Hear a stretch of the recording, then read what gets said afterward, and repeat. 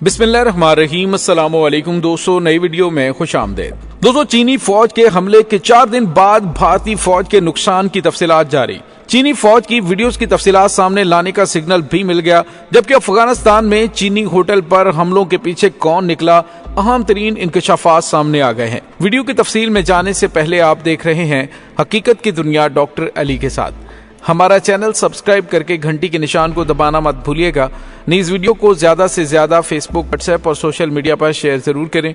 Share और like करने के साथ साथ कमेंट बॉक्स में पाक फौज जिंदाबाद, पाकिस्तान पाइंदाबाद और पाकिस्तान के गुमनाम हीरोज को सलाम का नारा कमेंट जरूर कीजिएगा। दोस्तों, इंडिया और चीन की फौजों के दरमियान अरुणाचल प्रदेश में लाइन ऑफ एक्चुअल कंट्रोल पर एक बार फिर यानी कि 2 साल के बाद झड़पें हुई, जिसकी मीडिया पर खबर तो कल आई, लेकिन भारत की जानिब से नुकसान की तफसीलात आज बताई गई है। दोस्तों, खबर में यह बताया जा रहा था कि दोनों ममालिक के कुछ फौजी जख्मी हुए हैं। भारतीय फौज के तर्जुमान ने झड़प की तस्दीक करते हुए बताया कि यह झड़प 9 दिसंबर को हुई थी और इंडिया की फौज ने बताया कि 9 दिसंबर को चीन की लिबरेशन आर्मी के दस्ते अरुणाचल प्रदेश के तवांग सेक्टर में दाखिल हुए, जिसके बाद इंडिया ने जवाबी कार्रवाई की। इस झड़प में दोनों तरफ के कुछ फौजी जख्मी हुए। इंडियन फौज के मुताबिक दोनों ममालिक के फौजी फौरी तौर पर मौके से पीछे हट गए और अमन कायम करने के लिए इंडिया के कमांडर ने चीनी हममनसब के साथ परचम की सतह पर बातचीत की है।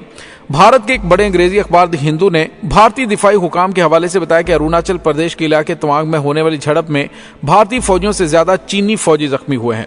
लद्दाख की वादी गलवान में 15 जून को दोनों ममालिक के फौजियों के दरमियान पुरतशद्दुद तसादुम के बाद ये इस तरह का पहला मामला है और उस वक्त 20 भारतीय फौजी हलाक और तदत जख्मी हुए थे। चीन ने इस बारे में कोई बयान जारी नहीं किया था। तवांग में चीनी फौजियों के साथ झड़प की खबरों पर कांग्रेस ने बीजेपी की हुकूमत से कहा कि वो अपनी मुतजलजल रवैया छोड़ दे। कांग्रेस ने ट्वीट किया कि अरुणाचल प्रदेश के तवांग सेक्टर में चीनी और इंडियन फौजियों के दरमियान झड़प की खबर है।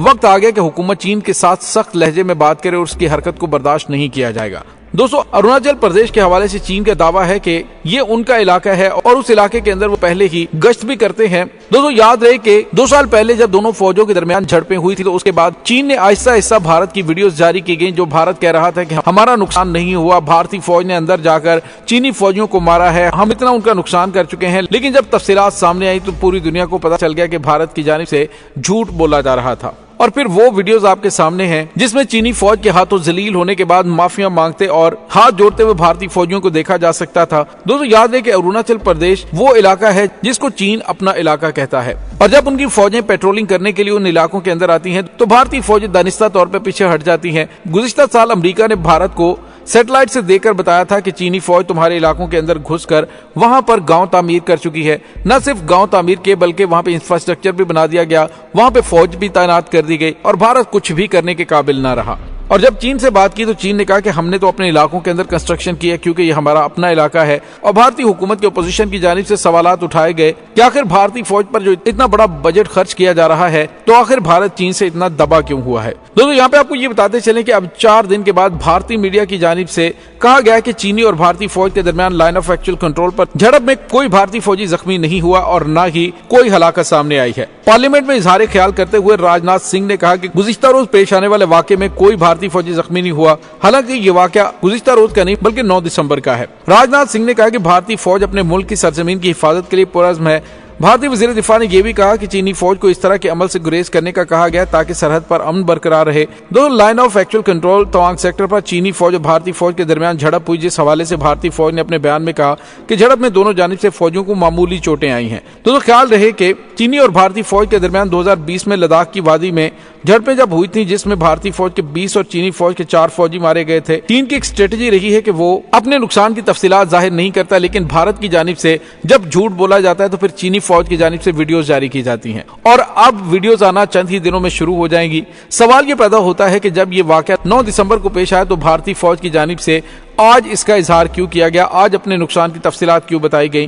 तो दोस्तों, यहाँ पे आपको ये बताते चले कि भारत चीन के हाथों पिटने के बाद मामलात को बंद रखने की कोशिश करता है। चीनी मीडिया पर जब ये खबर सामने आई तो फिर मामलात खुले और इनको जस्टिफिकेशन देनी पड़ी। जिस तरह से आपको पता है कि पाकिस्तान के अंदर सुपरसोनिक मिसाइल असले के बगैर पाकिस्तान में फायर किया था और जब वो मारा गया तो उसके फौरन बाद भी भारत की जानिब से पाकिस्तान से ना तो माजरत की गई और ना ही उस मिसाइल के हवाले से कुछ कहा गया। हाँ, अलबत्ता पाक फौज की जानिब से उस मिसाइल को मियां चन्नू के मुकाम पर गिराने के बाद भारत से जस्टिफिकेशन मांगी थी और भारत की जानिब से बड़ा भूंडा सा जवाब दिया गया था। अब भी भारत की जानिब से बड़े भूंडे से जवाब दिए जा रहे हैं कि चीनी फौज और उनका कोई नुकसान नहीं हुआ। हालांकि पूरे भारत को अच्छी तरह से अंदाजा है कि चीनी फौज ने इनका भरकस निकाला होगा, जिसकी तफसीलात आने वाले चंद दिनों में सामने आना शुरू हो जाएगी।